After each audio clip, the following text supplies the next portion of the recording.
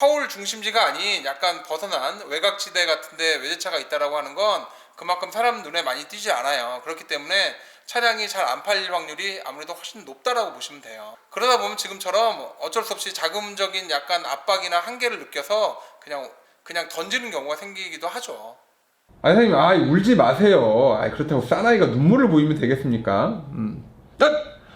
안녕하세요. 헤이맨입니다. 40년간 중고차업에 계셨던 분의 눈물에 대해서 말씀을 좀 드려보려고요. 이분이 중고차를 시작한 계기는 뭐 어떻게 시작하셨는지 모르겠지만 40년 전이라고 그러면 정말 그렇게 어마무시하게 오래된 시간이었다라고 보시면 돼요. 거의 뭐 40년이면 초기에 뭐 로얄살롱이나 뭐 맵시나 뭐 브리샤 뭐 스텔라 이전이었을 거예요, 아마. 그 정도의 시간이었는데, 그때부터 중고차 매매업을 해보시던 분이, IMF 때도 내가 어떻게 버텨서 잘 이겨냈는데, 지금은 도저히 못 버티겠다. 안 되겠다. 뭐, 원가래도 넘겨야겠는데, 헤이맨이 좀 도와줄 수 있어? 라고 물어보길래, 제가 도와줄 부분이 있을까요? 이거 또 이런 영상 찍으면, 헤이맨 뭐 중고차 딜러 아니야? 뭐 돈이 좀 부족해? 이렇게 얘기를 하는데, 중고차 수출만 해서도 먹고 사는데 지장이 없어요. 다만 제 주변에 이제 중고차를 팔려고 하시는 분들이나 이런 분이 있다라고 하면 언제든지 저한테 연락을 주시면 제가 이제 영상 찍어서 직거래식으로 두 분이서 거래하시게끔 이렇게 연결을 해드립니다. 안 그래도 여기 사장님도 나한테 이제 말씀을 하시는 게, 헤이맨 이거 경매장에 어떻게 출품 좀 해줘. 내가 뭐 눈도 침침하고 뭐 잘 모르겠어 이제. 그렇게 얘기를 하길래, 경매장에 출품하면 어차피 출품 수수료 내고 막 이래야 되는 거 아닙니까? 왜 무슨 일이 있어서 그래요? 라고 물어봤더니, 나 이거 외제차인데 보통 외제차는 보통 한 4,500씩 먹잖아. 저는 이분이 그렇게 먹는지 뭐 4,500을 먹는지 4,5천을 먹는지 몰라요. 모르고 다만 그래서요 라고 얘기했더니, 나 그냥 원전 자기가 사온 금액만 받고 그냥 이거 털고 싶어 라고 얘기를 하시더라고요. 그래서 털려면 확실히 털으셔야죠. 그렇게 안 하면 저희 구독자분들한테 혼납니다 라고 해서 연락처 남겨드릴 테니까 중고차 업자의 가슴 아픈 눈물을 한번 보실 수 있을 거예요. X4를 800만원인가 900만원에 사서 해외로 수출을 보낸 적이 있죠. 그 차 같은 경우는 이제 전면부가 다 먹어서 수출 나갈 수밖에 없는 차량이었고요. 지금 이 차량은 이제 온전합니다. 온전해. 주행거리도 정상이에요. 저도 이제 정상인 거를 제가 하진 않지만 하시는 분들을 좀 알고 있어요. 좀 다른 시각으로 보셔야 되고, 지금 그만큼 경기가 굉장히 어렵다라는 얘기를 여러분들한테 말씀을 드리고 싶습니다.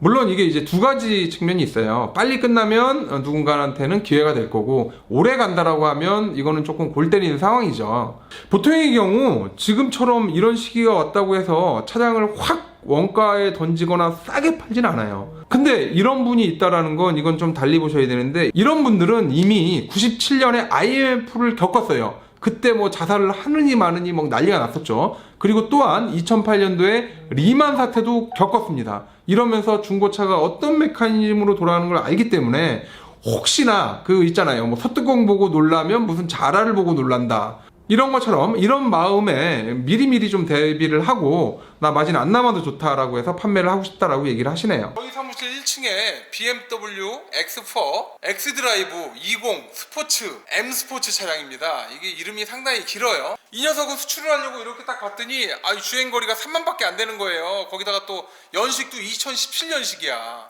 그래서 2017년식을 내가 이걸 어떻게 처리를 하지? 고민을 했죠. 제가 뭐 중고차를 하는 것도 아니고, 중고차 쪽은 잘 모르지 않습니까? 기껏 해봐야 여러분들 경매장 가세요. 경매장을 가야 엄청 금액을 싸게 살 수 있습니다. 뭐 당연한 얘기지만 그렇게만 하고 있기 때문에 저는 솔직히 중고차 가격은 잘 몰라요.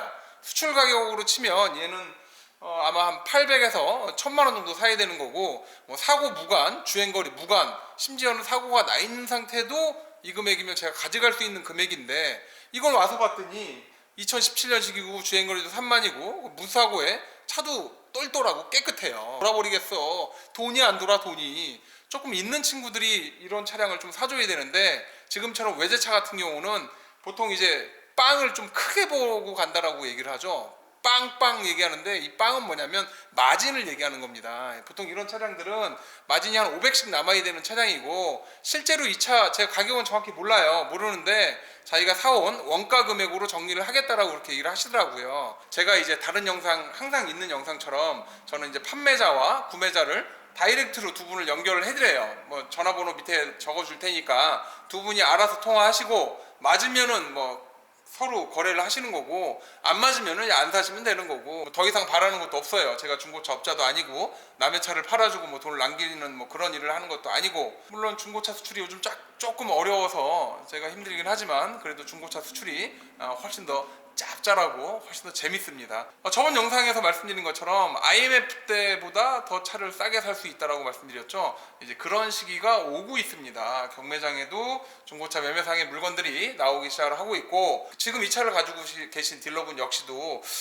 도저히 안 되겠다, 현차 확보를 해야겠다, 마진 필요 없어, 지금 이렇게 얘기를 하신 거기 때문에, 그렇다라고 이게 뭐 1,000만 원, 2,000만 원에 나오지는 않을 겁니다. BMW X4 역시 금액이 만만치 않을 거예요. 주행거리 3만밖에 안 돼서 그런지 몰라도 차 상태가 거의 새 차에 가까운 상태를 보여주고 있어요. 색깔이 은색이다 보니까 흰색이나 다른 색에 비해서 그렇게 쨍한 맛은 없는데, 아무래도 BMW는 원래 오리지널 은색 자체가 이게 맞는 거예요. 그리고 본네트에 이렇게 안에가 오른쪽이랑 왼쪽에 이렇게 무늬가 들어가 있어서 스포티한 느낌이 정말 많이 듭니다. 일단 요 M 시리즈 이거만 봐도 아시는 분들은 압니다. 가격적인 메리트가 없다라고 하면 그러면 이거는 뭐 계속 여기에 주구장창 있어야죠. BMW X4는 이제 항상 좋았던 게 뒤에가 해치백 스타일로 이렇게 움직이기 때문에, 와 대박이다.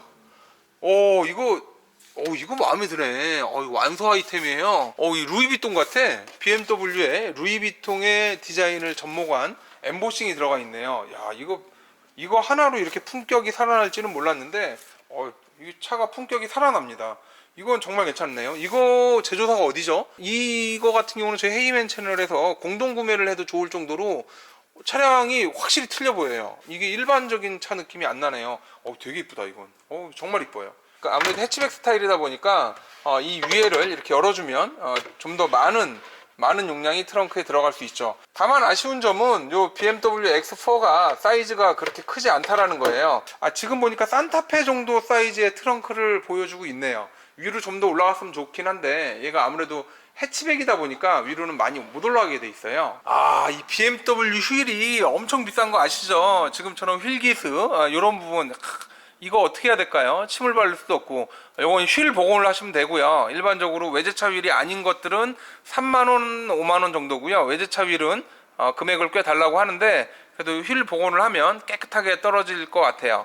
뭐 휠이 그렇게 중요한 것 같지는 않지만, 차를 사는 입장에서는 이런 작은 것까지도 신경이 쓰이고 뭐 눈이 가는 거겠죠. M이라고 쫙 여기 이렇게 멋지게 써 있네요. 보통 이런 고급적인 외제차들은 차 상태 관리가 워낙 잘 되어 있기 때문에 외관 상태나 이런 것들에 대해서 따로 할 얘기는 없다라고 보여집니다. 차 상태가 그만큼 굉장히 좋아요. 관리도 잘 됐고, 타이어도 주행거리 3만이면 거의 초기에 나왔던 타이어를 거의 다 탄 것 같습니다. 타이어를 보실 때 이쪽 면 단 거랑 안에 단 거랑 이렇게 비교를 하시면 이게 편마모가 있는지, 편마모가 있다라고 하면 얼라이먼트에 문제가 있는지, 차량 쏠림이 있는지 이거를 판단을 할 수 있습니다. 바깥쪽이 많이 닳았다거나 안쪽이 많이 닳았다거나 했을 때는 반드시 얼라이먼트를 보러 가셔야 돼요. 고급스러운 느낌은 X5나 이런 거에 비해서는 좀 덜하긴 하지만, 그래도 이게 고급차고 명차 아닙니까? BMW 특유의 이 가죽 재질, 냄새, 요즘은 BMW 냄새가 좀 바뀌었네요. 옛날 차량은 BMW 냄새가 좀 독특한 냄새가 났죠. BMW만이 가지고 있는 냄새? 약간 할리 데이비스턴이 가지고 있는 그 머플러 소리와 비슷한 그런 감성 같아요. M이라고 이렇게 멋지게 이제 각인이 돼 있네요. 에어백도 여기 있고요. 앞에 계기판도 멋지게 돼 있고요. 키가 BMW 키가 BMW 키인데 약간 키가 좀 가벼워요. 가벼워서 그렇게 확 뭐 끝내준다 이런 느낌은 별로 안 드네요.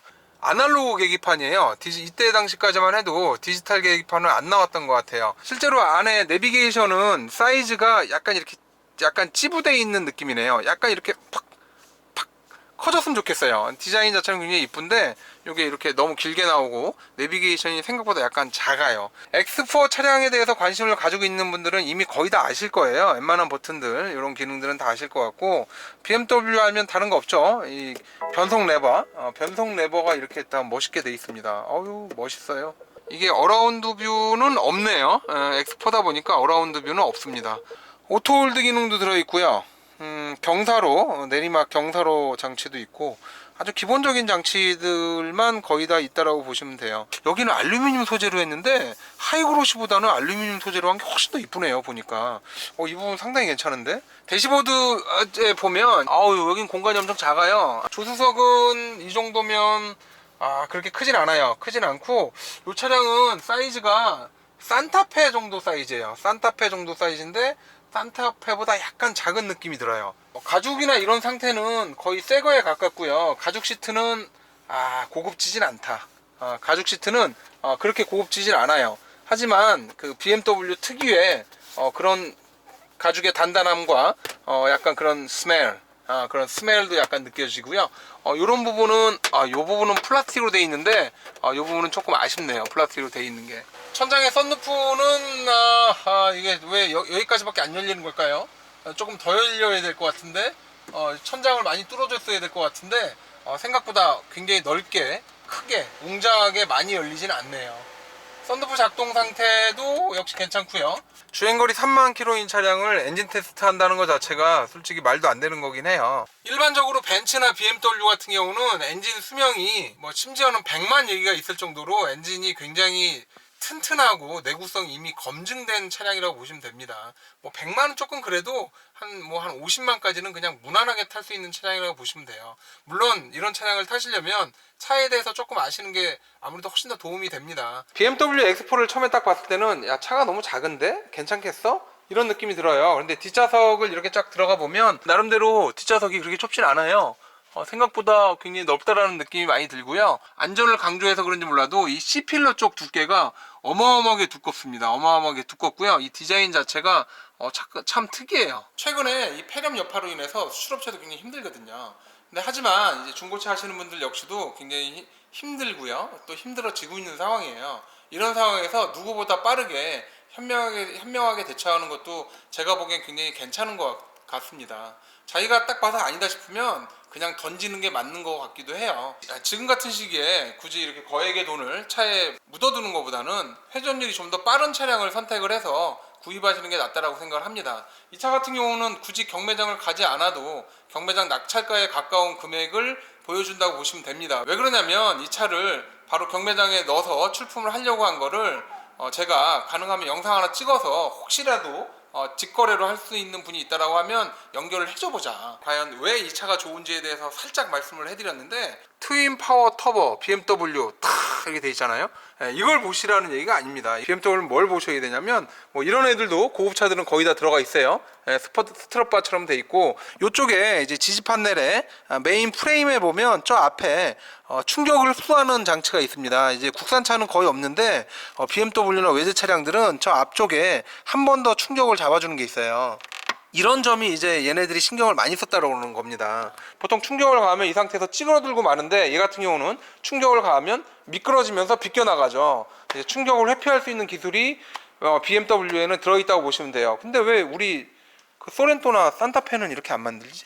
펜다 부분은 이거 아무것도 없어요. 펜다 부분은 아무것도 없습니다. 여기도 없고 여기도 없고 그냥 철판이에요. 이쪽으로는 철판이고 인사이드 판넬이 보통 이렇게 일자로 되어 있는데 얘는 이렇게 꺾여 가지고 요 비껴가기를 유도하는 이제 그런 형상으로 돼 있네요. 얘가 안전에 생각보다 신경을 굉장히 많이 썼더라고요. 그 전에 대형 사고 난 것도 보니까 이쪽으로 약간 무악 작살이 났는데 엔진이랑 나머지 프레임들은 전부 다 살아 있고 그런 걸 보면 확실히 안전하면 BMW나 벤츠를 따라갈 수 없는 것 같아요. 없습니다. 여기 플라스틱이에요. 네, 플라스틱 아래 타이어 바퀴 위에 커버 플라스틱이고요. 요 안에는 그냥 펜더예요. 펜더. 네, 펜더 차량이고 여기도 지금 요 안에도 그냥 펜더예요. 아무것도 없습니다. 이 주먹으로 세게 치면 여기까지 밀려 들어올 정도로 아무것도 없어요. 최소한 여기까지는 다 작살이 나도 요 엔진룸 안쪽으로는 들어오지 마라. 이제 그런 식으로 설계가 돼 있습니다. 야, 이 하우스 쪽도요 일반 국산 차량 하우스랑은 틀려요. 하우스가 엄청 튼튼하게 돼 있고요. 이쪽 메인 샤시도 저 안쪽에서 샤시가 이렇게 쭉 와가지고 이 앞쪽까지 쭉 연결이 돼 있는데 이것도 굉장히 튼튼하게 잘 돼 있습니다. 이래서 외제차를 사는구나 보니까. 앞으로 이런 차량들이 좀 더 많이 나올 텐데 이런 차량들이 중고차업을 하는 분들의 눈물이 되지 않았으면 하기를 간절히 기원해 봅니다.